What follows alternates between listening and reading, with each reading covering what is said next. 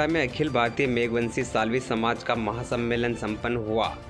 साल्वी समाज के इस महाकुंभ में समाज के कई अनुभवी वक्ताओं ने समाज में फैली हुई कुरीतियों एवं सामाजिक एकता पर अपने अपने विचार प्रकट किए। साथ ही शिक्षा पर जोर देते हुए कहा कि शिक्षा शेरनी का वह दूध है जो जितना पिएगा वह उतना दहाड़ेगा। महासम्मेलन कोर कमेटी के सदस्य देवीलाल मेघवंशी ने कहा कि हमारा समाज पिछले 70 सालों से विभिन्न राजनीतिक पार्टियों को वोट देते हुए आया है। आगामी चुनावों में पूरे समाज को सोच समझकर मतदान करने की जरूरत है। जो पार्टी हमारे सामाजिक उत्थान एवं समाज के हित के बारे में सोचेगी उसी पार्टी को हम अपना समर्थन देंगे। कमेटी के अन्य सदस्य भेरूलाल साल्वे ने कहा है कि जब तक हमारे समाज को राजनीतिक भागीदारी नहीं मिलती तब तक हमारे समाज का नैतिक विकास नहीं होगा। महासम्मेलन के अध्यक्षा एवं पूर्व जिला प्रमुख सुशीला साल्वे ने कहा कि समाज में एकता के लिए हम सबको संगठित होने की जरूरत है, साथ ही राजनीति में सक्रियता की आवश्यकता है। मंच संचालन दिनेश साल्वी नौलागा खेड़ा द्वारा किया गया। कार्यक्रम के मुख्य अतिथि भंवरलाल मेघवंशी ने कहा, समाज को शिक्षा के महत्व को समझना चाहिए। समाज के हर महिला एवं पुरुष को शिक्षित होना होगा, तभी समाज का राजनीतिक और सामाजिक विकास संभव होगा। जेबीआर ग्रुप के सुरेश साल्वी को संगठन का प्रदेश अध्यक्ष, देवीलाल साल्वी करजालिया को जिलाध्यक्ष मनोनीत किया गया। साल्वी समाज के आयोजित महाकुंभ में साल्वी समाज के कई प्रबुद्धजीवी लोग उपस्थित रहे।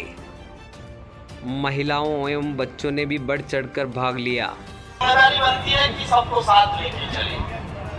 अकेले अकेले चलने से काम नहीं चलेगा। हमारे समाज का सम्मेलन हो गया, अगला सम्मेलन करिए दलितों आदिवासियों का मिला करें। उसमें इससे 5 गुना तादाद में लोग हैं। और क्योंकि हम अलग अलग जाति हैं लेकिन संविधान हमको अनुसूचित जाति मानता है, तो पूरा मिला करके काम हमको करना पड़ेगा और तब जाकर के हमारी ताकत बनेगी।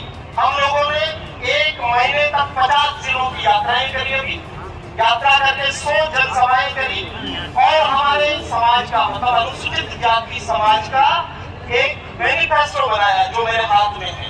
और आपके पास अगर मोबाइल है तो ये अभी 1 घंटे बाद आपके हर एक के मोबाइल में इसकी कॉपी आएगी। इस 26 पेज के मैनिफेस्टो में नरेगा में काम करने वाले मजदूर से लेकर IAS IPS अधिकारी तक सबके हित की बात हमने लिखी है। और हमने कहा राजनीतिक दलों को बुलाया 28 तारीख को, 600 लोग पूरे राजस्थान से इकट्ठा हुए इंदिरा गांधी पंचायती राज संस्थान में और इकट्ठे होकर के हमने पॉलिटिकल पार्टीज को कहा कि इसमें जो लिखा हुआ है आपके घोषणा पत्र में उसको कितनी जगह आप लोगे, उससे हम तय करेंगे कि आपके लिए हमारे समाज में कितनी जगह है। और दोस्तों, अगर कोई व्यक्ति आप पर अत्याचार होता है चुप रहता है, आप पर अन्याय होता है और अन्याय करने वालों का पक्ष लेता है, तो ये समय है आपके पास इन सारी चीजों का जवाब देने के लिए।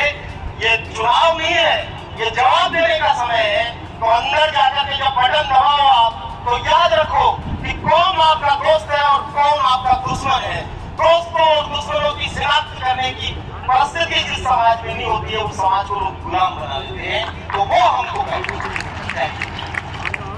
तो कहने के लिए बातें तो बहुत सारी है, लेकिन चूंकि आप सब लोगों को यहाँ से जाकर के अभी भोजन भी करना है और जाना भी है, लेकिन मैं युवा साथियों से कहना चाहता हूँ कि ये जो आपकी जागरूकता है सोशल मीडिया वाली, इसको इस वर्चुअल संसार को एक्चुअल संसार से जोड़ो। और हमें ये भी तय करना चाहिए कि हमें अपने किसी भी चीज में कोई गाली गलौज नहीं आनी चाहिए, किसी भी प्रकार का हेट स्पीच नहीं आना चाहिए।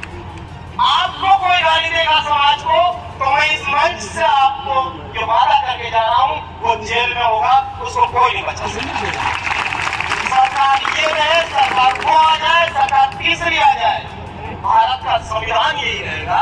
और संविधान आपके साथ खड़ा है, पार्टियां खड़ी है या नहीं खड़ी है, व्यक्ति खड़ा है या नहीं खड़ा है, उससे कोई फर्क नहीं पड़ता है। भारत का संविधान आपके साथ खड़ा है और संविधान ये कहता है कि कोई हमको गाली देगा उसको जेल होगी और आपको मुआवजा मिलेगा। तो चिंता करने की कोई बात नहीं है। ये छोटी मोटी चीजें जो इधर चली, ऐसी चीजों को हम ताकत के साथ समझाएंगे और कानूनी तरीके से समझाएंगे। ये फोन पर रिकॉर्डिंग करके जवाब देने की जरूरत नहीं है, उसे नफरत फैलती है और नफरत फैलने से कोई फायदा नहीं होता है। किसी भी समाज से हमारा कोई झगड़ा नहीं है, लेकिन अब उस व्यक्ति से हमारा झगड़ा है जो हमारे खिलाफ है।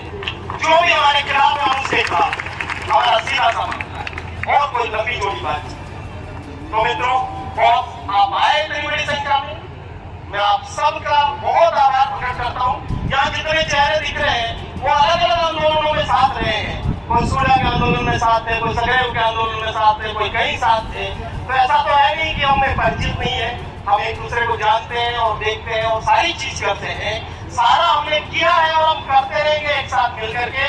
थोड़ा सा आजकल कम समय मिलता है क्योंकि बाहर के प्रदेशों में जाना पड़ता है, कुछ विदेशों में जाना पड़ता है, लेकिन मैं जहाँ भी जाता हूँ बाबा साहब की बात करता हूँ, संविधान की बात करता हूँ, आपके अधिकार की बात करता हूँ। मेरा व्यक्तिगत कोई एजेंडा नहीं है, मैं किसी पार्टी का मेंबर नहीं हूँ, मैं चुनाव नहीं लड़ने जा रहा हूँ, मैं कभी चुनाव नहीं लड़ूंगा, किसी पार्टी में किसी पद पे नहीं जाऊंगा।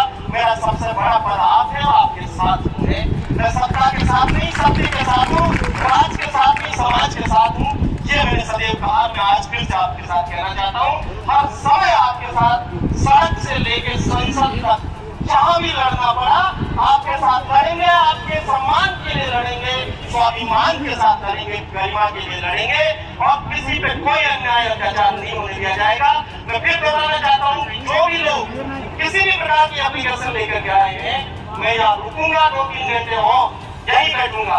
आप मिलिए, पूरी बातचीत करेंगे, यही से संबंधित अधिकारी को फोन करेंगे और अगर वो नहीं मानेंगे तो आपके साथ सड़क पर सबसे पहले मैं बैठने के लिए आऊंगा। आपने बुलाया, आपकी मुलाकात में आए और ये मौका दिया, इसके लिए मैं आपका बहुत बहुत आभार प्रकट करता हूँ। जय भीम, जय भारत। बहुत बहुत धन्यवाद।